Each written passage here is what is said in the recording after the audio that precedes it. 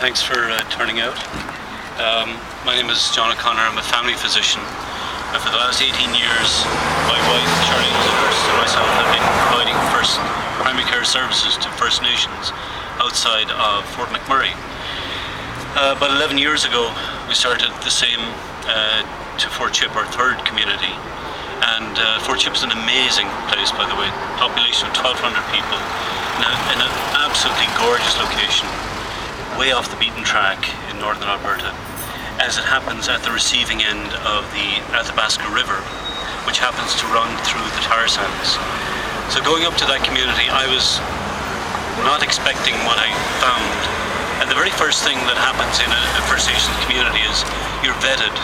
The elders meet you and they make sure that you're okay and that you're accepted, and then they trust you. And in the process of being vetted, I was told stories by the elders of the changes that they'd seen in their environment, consistent stories of changes in the water and the fish, the ducks, the wildlife, the vegetation, that had happened started about 15 to 20 years before I arrived.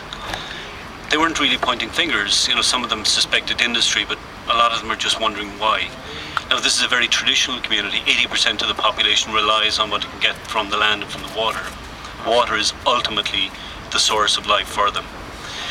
So as my years in Chip went on, I discovered an inordinate amount of cancer. Now, as a family physician, you arrive into a community with a stethoscope in your eyes, your ears, your hands, and just, you listen, you absorb like a sponge. It was amazing. We had a much bigger population practice-wise in Fort McMurray, and it didn't compare at all per capita what I was finding. Well, the government's reaction in Alberta and the federal government in Canada was to try to take my license to practice medicine away.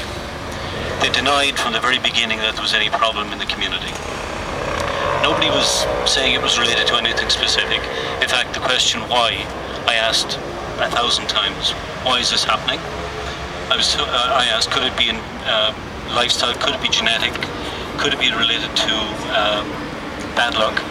Or could it possibly be environmental, given the traditional knowledge of the elders and others in the community about the changes in the environment?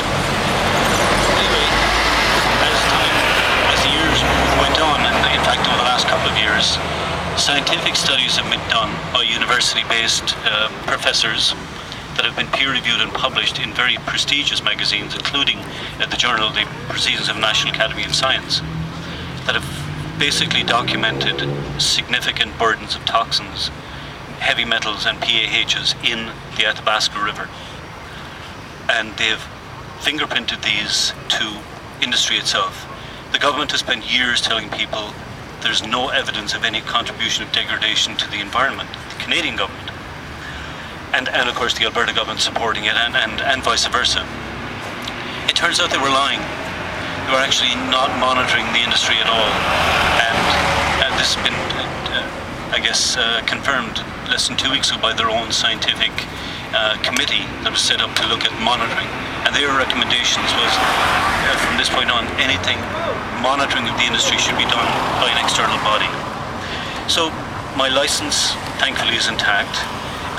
The Canadian government has done absolutely nothing at all for the community of Fort Chip, and the other communities further north now are noticing changes in their environment very similar to what Fort Chip has found. We have a situation now where communities up as far as the Arctic Ocean are galvanizing and uniting in one voice, attempting to push the issue of community-based monitoring. We've had a federal and provincial government that have had no interest in doing this, have proven themselves very inept at handling the situation, and in fact are plainly in bed with industry. My concern is health, and the health of people downstream of this industry is a responsibility of both provincial and federal governments in Canada. They have not done their duty. They have shirked their responsibility. They're not accountable. Industry does what industry does. It does it very well. It earns profits for its shareholders. It also provides a living for some of these communities. I'm not pro-industry. I'm not anti-industry particularly. I certainly believe that this industry is filthy and should be phased out, and there certainly should be a moratorium on any further development, given the impact that it's already had, and the fact that the government has colluded with them in hiding this. The same actions are going on right now in in Europe in terms of asbestos. This Canadian government has blocked the labelling of asbestos being a hazardous material. They do not care. The one thing I've discovered is the phrase precautionary principle operates in Canada in a different way. Canada takes precaution not to tell anyone, and they're very, very good at it.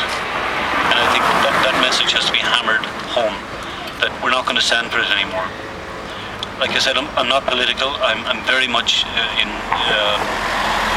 concerned about the health of my patients downstream. And when you speak about health, you cannot speak about health without mentioning environment as well. So they're totally intertwined. From being a family physician, quietly working away in northern Alberta, I'm now a born-again activist, or born activist, I guess. I realise the importance of what's happening. I would never, in a million years, thought I'd be doing this. But this is more important than any of us know. I know that now, and if we don't do something about it and move, the likes of these people that are negotiating, trying to link CETA with importation of tar sands oil, if we allow that to happen, that's going to further impact the communities downstream. And in fact, it is bloody oil, and it'll be bloodier oil if we don't stop it. Thank you very much.